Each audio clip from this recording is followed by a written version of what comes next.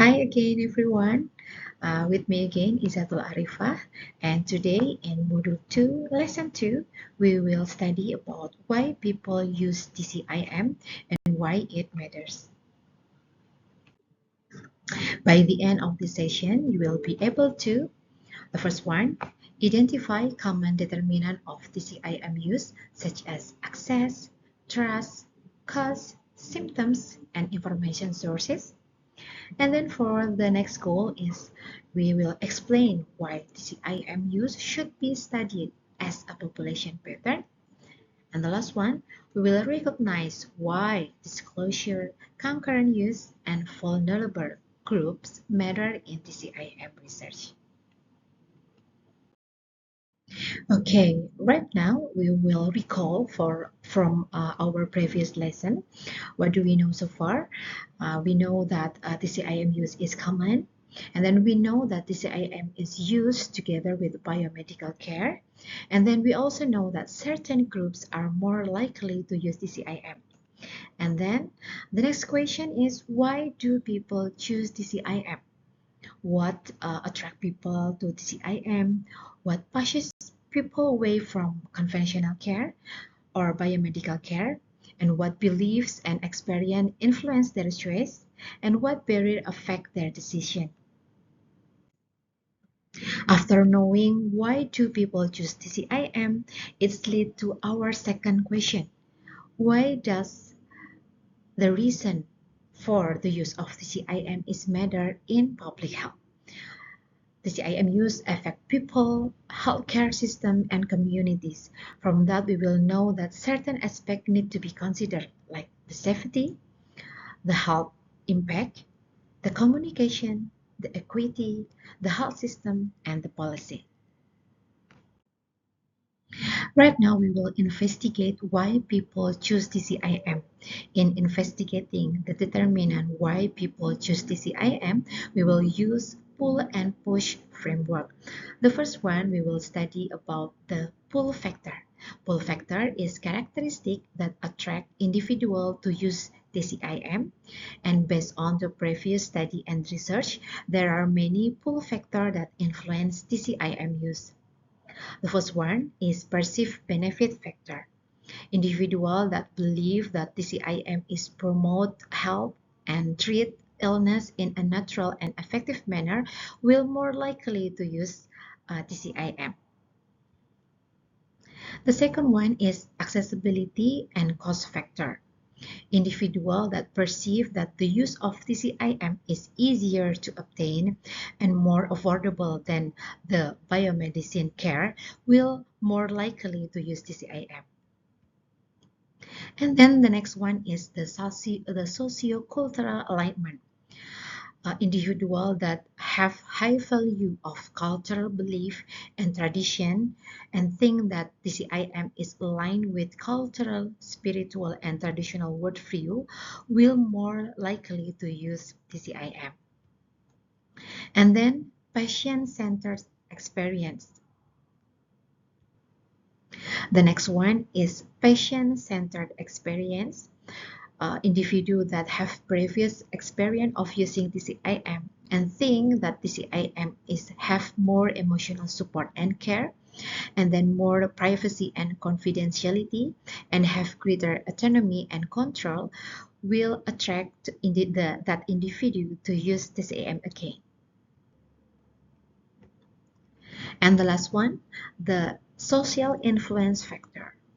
The use of TCIM that recommended by the family, or there were influence of friend using of TCIM, or maybe someone that hear endorsement from the community and from the peer of using TCIM, which will affect their decision to use TCIM.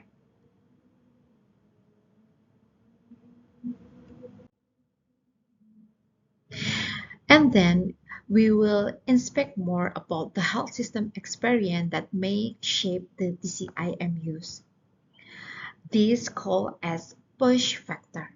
Push factor is the reason why people turn to TCIM due to dissatisfaction with biomedical healthcare.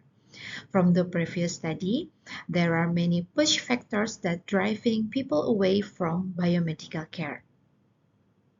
The first one is the long waiting time, extended queue, and delay to get appointment or treatment will push people away from biomedical care.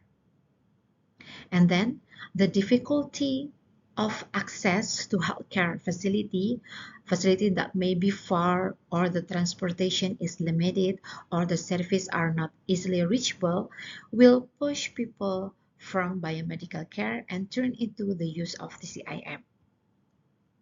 And then the high cost or drug unavailability, expensive services, medication, or unavailability of a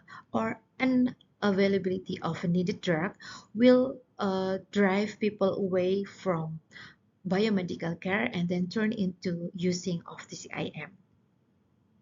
And then the negative attitude of healthcare provider, respondent, or the people that perceive disrespect when connect to healthcare, and then experiencing of poor communication or lack of empathy from the provider will also have the same result.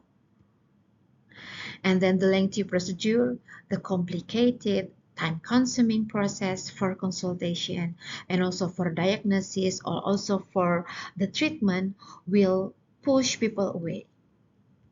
And then the last one is the fear of serious diagnosis or treatment.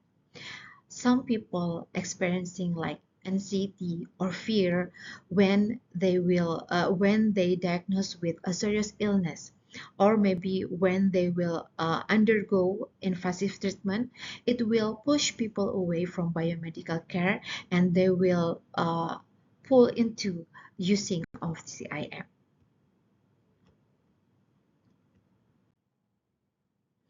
And then, what belief and experience influence their choice?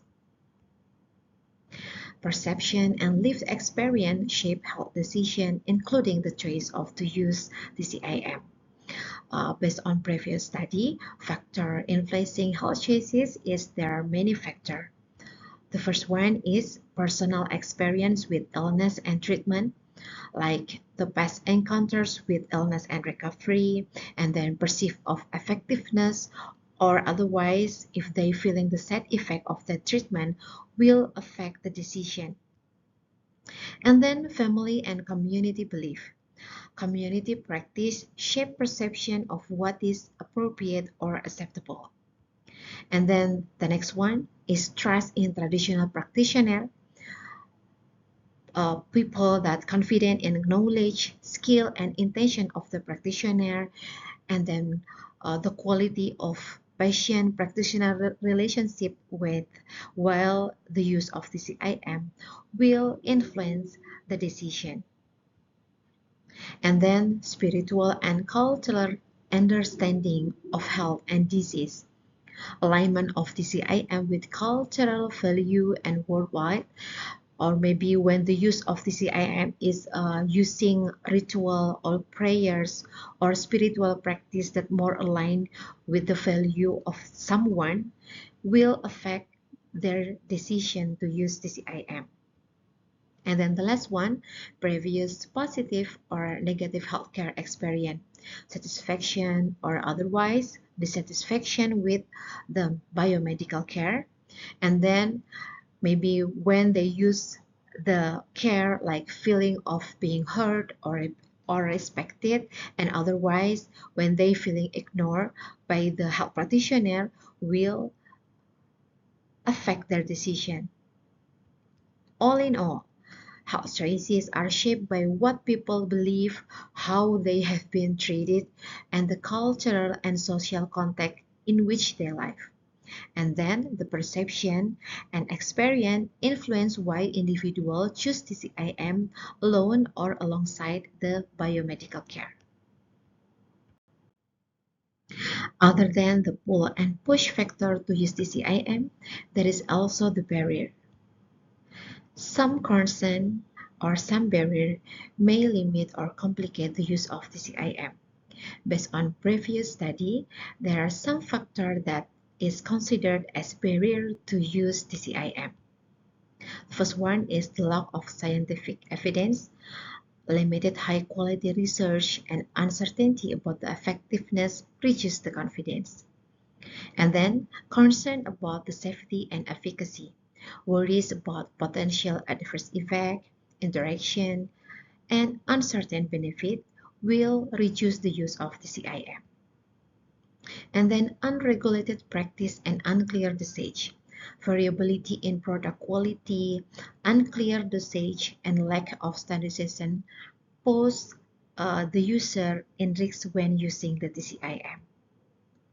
And then pure hygiene in product preparation, inadequate sanitation in preparation, and then handling, and then it can lead to contamination and pose the user with health risks. And then lack of financing or insurance coverage, and then fear of stigma or disapproval from healthcare provider. User may worry about judgment or disapproval when discussing TCIM use with the provider. And then lack of communication between patient and provider.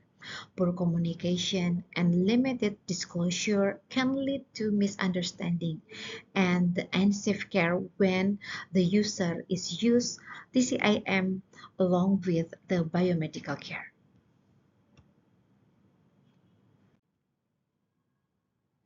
And then we focus on the non-disclosure of TCIM use. Based on the previous study, we can conclude the across different regions and countries of non-disclosure based on previous study. We will show the rate of non-disclosure rate. This rate is illustrative. It's not directly comparable across studies because population and TCIM definition, condition, and measurement period are different. We can see here there is range of non-disclosure rate based on a different study.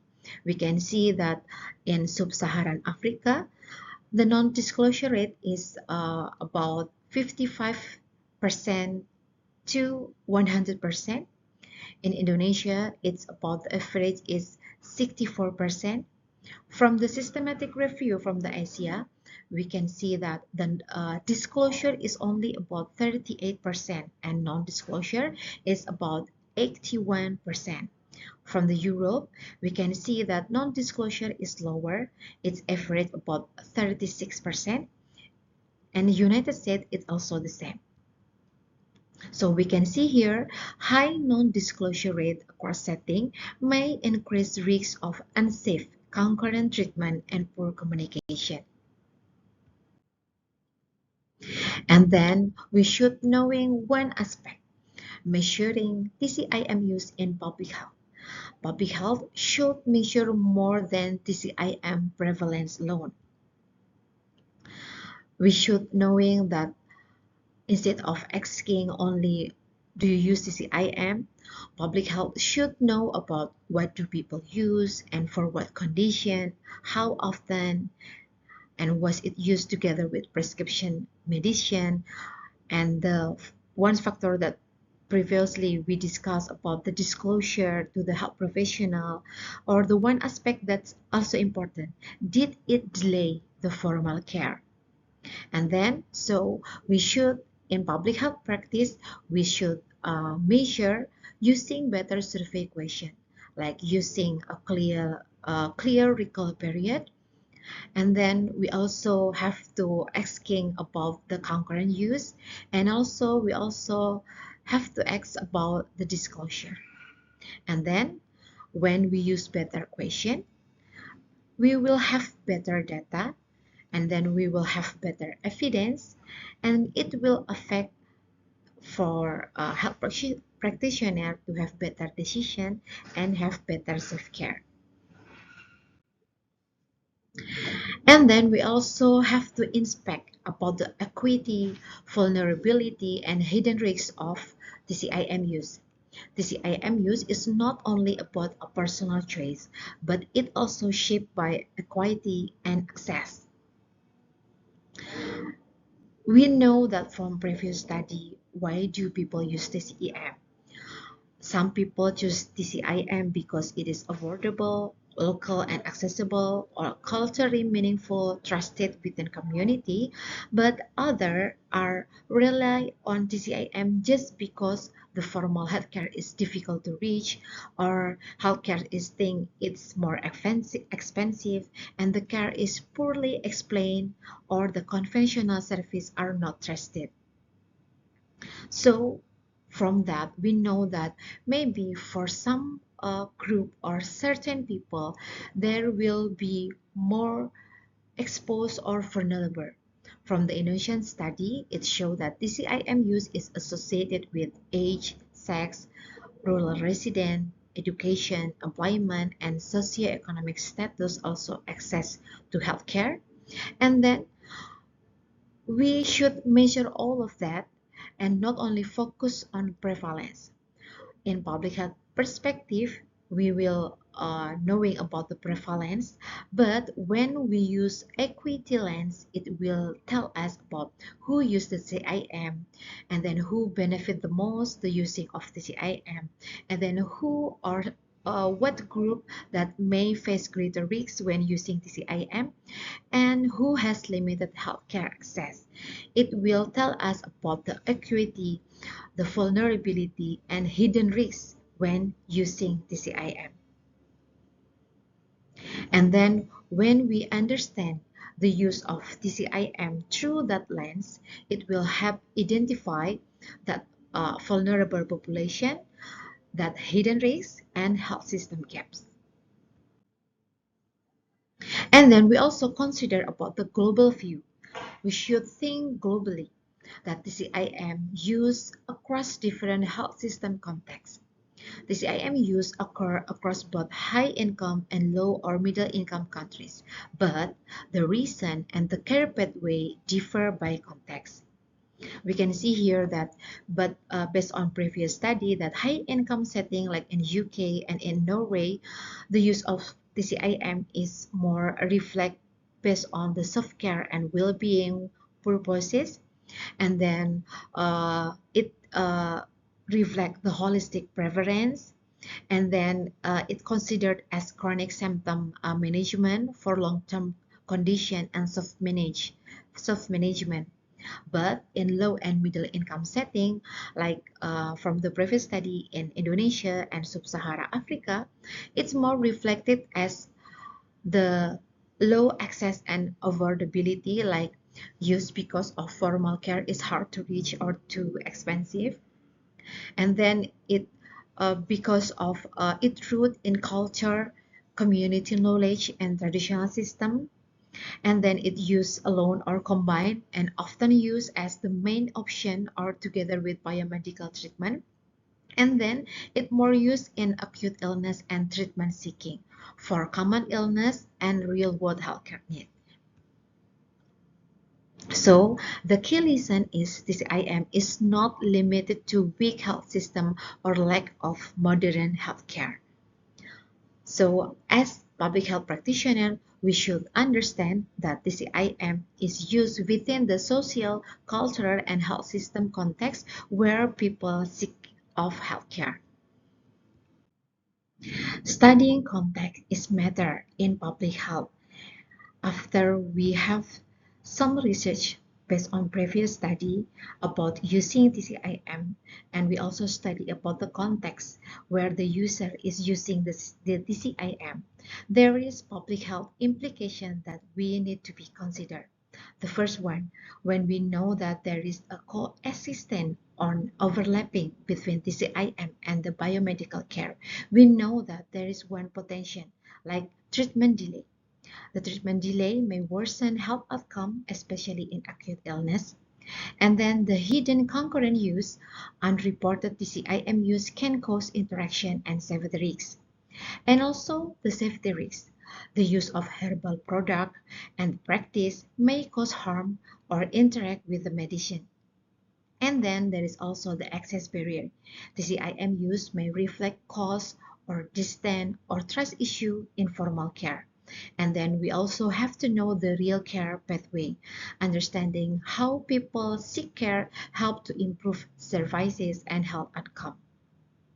And then we should know that TCIM should be studied as part of broader healthcare behavior, not as a separate or isolated practice. Understanding TCIM should be considered in population way. The most important lesson that TCIM use is not random. It is patterned by access, trust, health need, information source, social and cultural context. And then we should also understand that public health should measure more than prevalence alone. Therefore, we know that after studying this module in this lesson, this is make as foundation for everything that follow in module 2 until the module 6. This is the foundation of understanding TCIM in population, and it lead to our next session about safety, about evidence, and then the importance of communication, and also the health system. Understanding how population use in TCIM help public health to improve safety, improve communication, equity, and also decision making. Therefore, our final reflection, understanding how population use TCIM help public health to improve safety, communication, equity, and evidence-informed decision making. Thank you.